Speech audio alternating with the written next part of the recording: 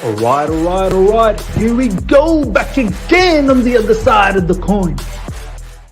All right, welcome back to the other side of the coin, ladies and gentlemen. Good morning, good afternoon, good evening, wherever you are. Fantastic victory from Chelsea in the Champions League against Malmo, 4-0 victory. If you've missed that on the review, please catch that in the videos, which is live right now. It'll be in the end credits as well. Plus, if you just check out the channel and also in the description, I'll put it down there as well.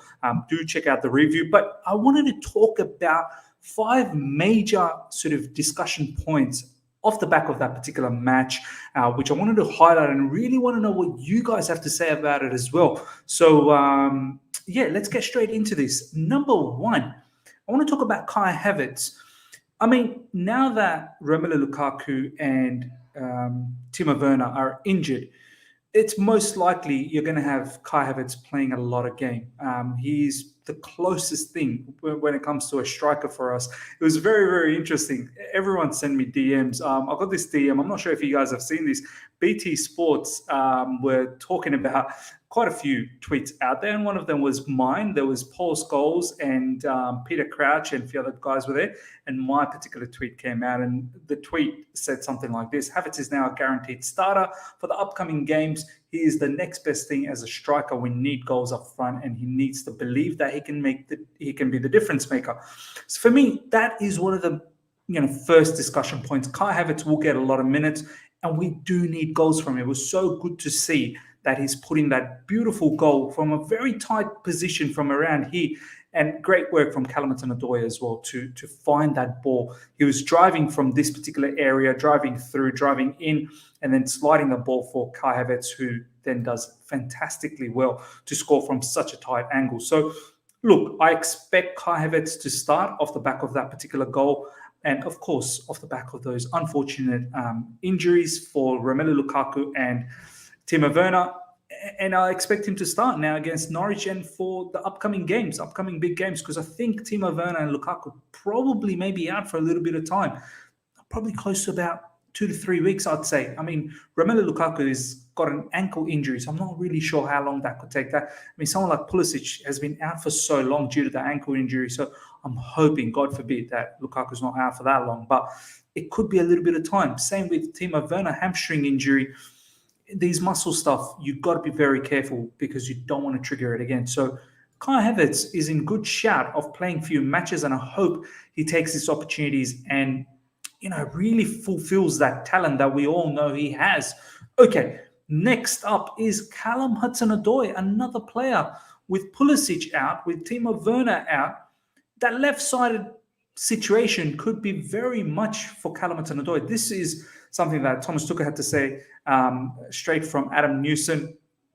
Thomas Tuchel on Kai Havertz and Callum Hudson-Odoi's impact. There's always a chance that they can prove a point now. We will have games without Romelu and Timo, so everyone is invited to join the race for minutes on the pitch. So this is, once again, great for Callum Hudson-Odoi, who I believe should see a lot more minutes, as I said.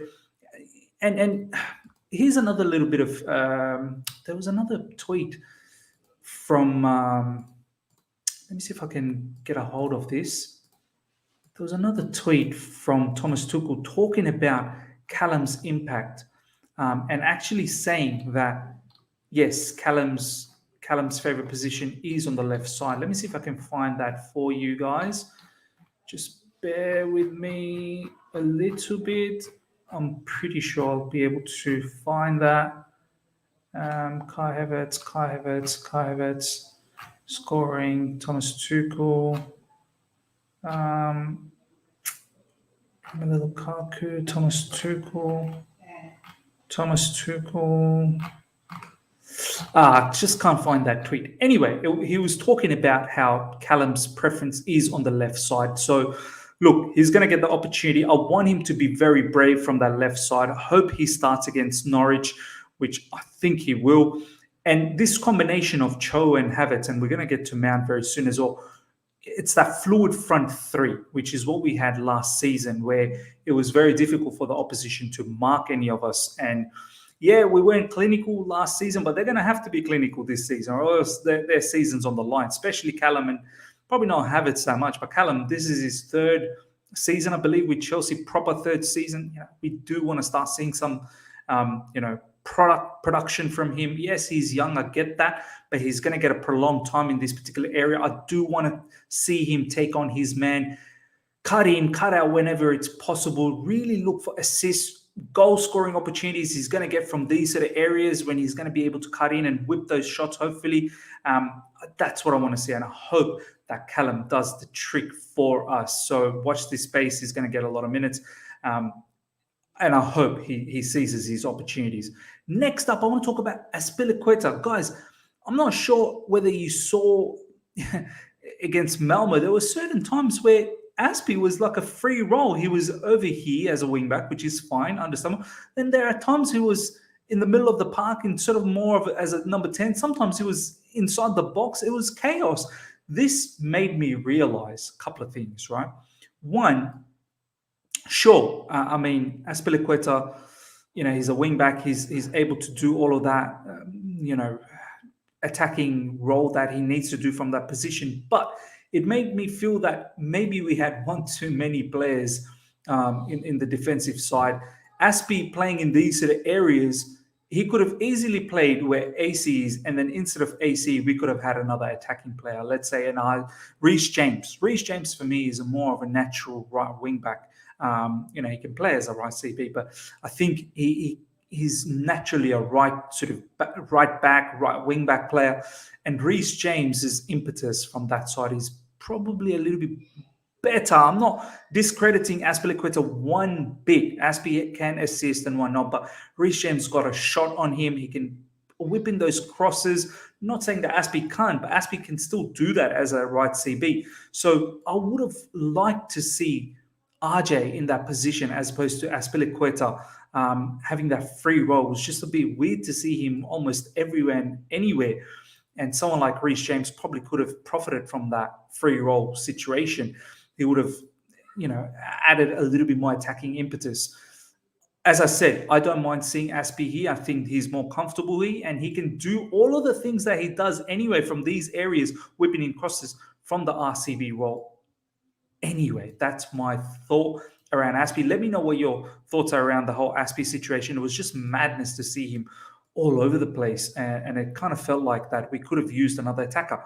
Next up, I want to talk about N'Golo Kante. Guys, similarly with N'Golo Kante, against these sort of teams like Malmo's, and we're going to play Norwich as well, who's going to be a bit weaker side, we, favourites to win this. Nothing is easy in the Premier League, I get that.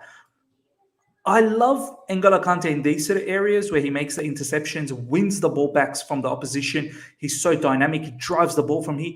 I just don't like it when he's around here. And this is what happens. Sometimes we're lined up like this, and N'Golo Kante is literally a playmaker. He's like in the number 10 role. And these are the areas where his decision-making is not the greatest. And I feel like, wow, this is what I've been saying.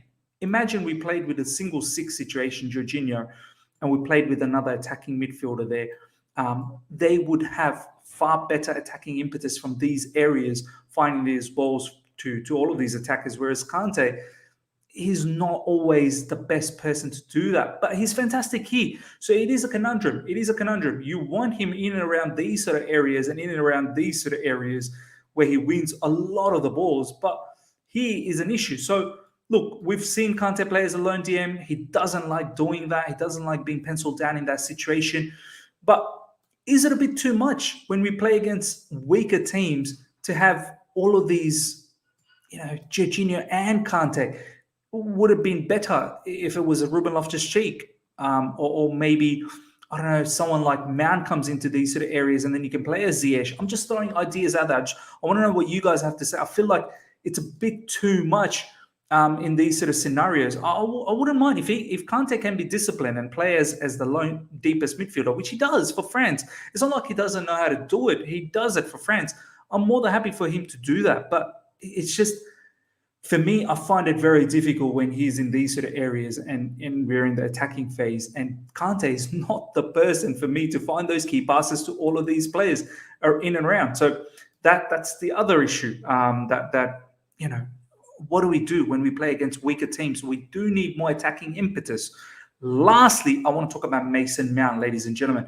Mason Mount, guys, his impact, I know he didn't score, I know he didn't get an assist, but his impact on the ball, without the ball, especially on the right side. Firstly, look, we all know about his energy, his pressing. Straight away, he hustles the opposition, makes them panic, and then they either have a unforced error or they go long, which is easier for us to defend most times. The other thing is, whenever he gets the ball in these sort of areas he does not dwindle around with the ball. He's quick to just lay the passes off to Callum or Havertz, or look in those passes to Azpi or Chilwell. And then whenever he finds himself in these sort of areas when Azpi underlaps, he's so quick to whip in the cross, ladies and gentlemen. He does not beat around the bush, whips it in quick. And the quick ball is, sometimes it's difficult for the attackers, but this is where our attackers need to pile up into the box, because that quick cross will come in. And when it's quick, the opposition does not get enough time to settle down. And this is what Mount brings, which I haven't seen from any other players. And he's so important for our whole setup, our whole demeanor. And I just wanted to bring that up. Many people harp on about his assists and his goal contributions, but let's not forget about all the other things that matter. So for me, these are the most important things that I've picked up. I want to know what you guys have to say about this. These are the 5 sort of big discussion points that I thought was quite important off the back of that Malmo game. And I feel hopefully we can take that against Norwich and all the subsequent games from there on, because we do have a few games that are coming up that are not, we're the favorites, bottom line. So let me know what your thoughts are on these 5 discussion points, ladies and gentlemen. I would love to know. Please check out the review. It's in the description. It's also in the videos live right now. Would love to see what you had, your thoughts about the match after Malmo. Please check out the review. If you've enjoyed this video, smash the like button. If you're here by now, smash the like button. If you're here for the first time, subscribe. Hit the bell notification to stay in touch with all my content. Until next time, see ya.